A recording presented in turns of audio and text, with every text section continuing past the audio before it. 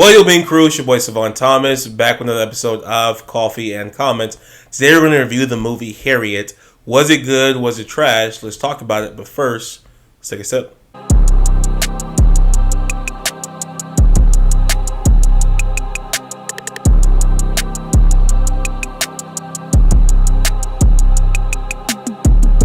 Welcome back, Bean Crew. Again, this is a review of the movie Harriet. This came out in 2019, but it just got added to Netflix, so I gave it a watch. I always love learning about history, specifically Black history as well. Before I get into talking about Harriet Tubman as a person, the movie itself is phenomenal. I think it does a great job.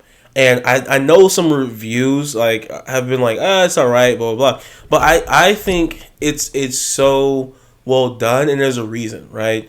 So the main character is played by Cynthia Erivo. I'm not familiar with Cynthia Erivo. She's a newer actress to me, but I was familiar with Leslie Odom Jr. and Janelle Monae that both play a significant role within this movie as well. What I think this movie does well, though, it does play into talking more in depth about things that you heard about Harriet Tubman. I feel like if you pull most people and you ask them about Harriet Tubman, they're like, oh yeah, she took slaves to freedom, right? But do you really know where? Where did she bring the slaves to? How far was she traveling to? That, for me, was the biggest shocker. Because in my mind, there's some things in my mind that I was able to uncover that I didn't realize. I didn't realize that her trip was from Maryland to Pennsylvania, or to Philadelphia, which was, I say only 100 miles. It is 100 miles in land that you don't know, in straight wilderness.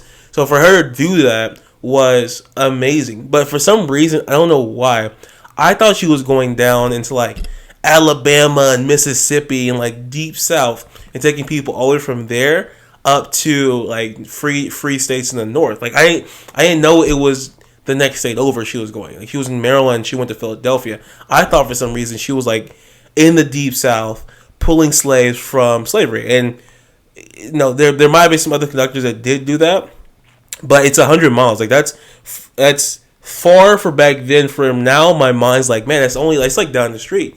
I could drive 100 miles in a day. Again, different time frame. There's roads now. There's not trees everywhere. I have an understanding of the difficulty of that trip. But in my mind, I was like, man, she only went 100 miles. It wasn't that far. But what she did was so phenomenal. Hopefully, it's just I'm trying to downplay the fact that she saved 70 people, a lot of people's lives, and got them out of slavery, right? Got them out of getting beat to death. Got them out of having to work countless hours for no pay. Some people got paid occasionally, but for the most part, no pay, and just living it just terrible situations people had to deal with, right? And so I love the fact that this movie just dives further into that. Now there are some parts of the movie that are a little bit over exaggerated, like her whipping a gun out on everybody and all these different things. There's some dramatic parts to it that they tell to her story. But overall, it's a good story. She also played a role in the Civil War as well. She was leading people into battle, more than just leading people out of slavery. In the Civil War, she fought in the Civil War as well. And she did so much. She did a lot of stuff. The biggest thing that shocked me was, these things were broken down once I watched this movie, and I love learning about history. But in my mind, she died in the 1800s. She was a big figure in the 1800s, but she died in 1913, which is not far past the 1800s, but still, late 1913 is 79 years from my birth, right? So that is damn near 80 years. That's not that far. It's not that long ago that she passed away. In my mind, she's way longer ago than that, but she passed away 1913, right? From my life to her life, 80 years difference.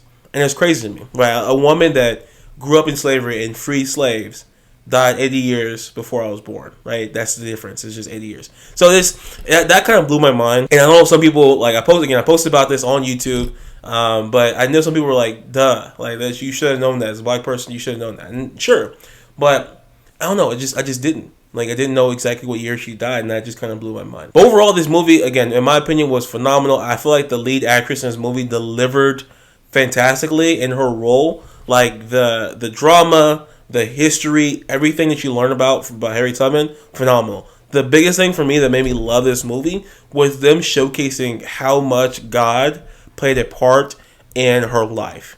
They showcase how much of a woman of Christ that Harriet Tubman was, and that I love that because you don't see Hollywood movies or movies that are being made that show people of Christ leading or doing that. Like it's kind of like a if you do see that, it's more of like a Christian movie, which I love. But like you don't just see like a normal movie that people celebrate Christ and they're like a good person. For some reason, like it's always like the religious characters in movies are like some type of evil person or like they're doing something weird, touching little kids. Like it's always like this religious leader or religious person in the show that's doing something weird. Cannibalization, like something always, there's always like a, if they're overly Christian, there's a eerie vibe.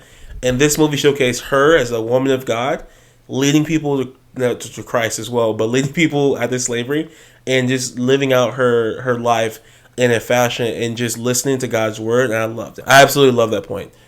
Here's a question I have for people. I'm gonna sit up for this. Here's a question I have for people. Could you have survived? Like, do you think you could have made it to freedom? Like, if you were a slave, like if you're in the South, I live in Texas. Now to go, through Oklahoma to get to like, and back then it would probably be like Kansas or South Dakota, some unknown territories. Oklahoma actually too, unknown territory, but I don't know if you want to go there. But if you're like in the deep South, or if you're in Maryland, wherever these different states where slavery was legal, do you think that you could have made it out? I don't know why in the back of my mind, I watch some of these movies and I see them getting like attacked by dogs, and I see them like getting chased down by horses, but they leave in the middle of the night, right? And maybe I'm just like ignorant to like how far somebody can get, and let's say if they leave at 12 o'clock at night at 6 hours before daybreak, and they find out that they're gone, like 6 hours, I feel like I can get at least 20 miles, right? I know for me, like I can walk 10 miles in 3 hours. So I know I can get like in 6 hours I can get 20 miles. And so like for them to catch you after you've gone 20 miles, I don't know, like it just throws me off. I'm like, how do y'all get caught so often?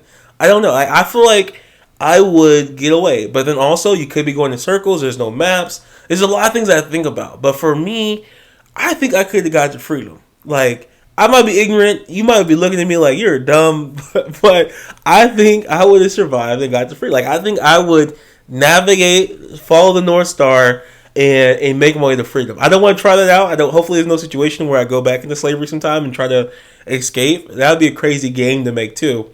But let me know in the comments. Do you think that you could have escaped? Like, could you have fled a plantation and made it to freedom?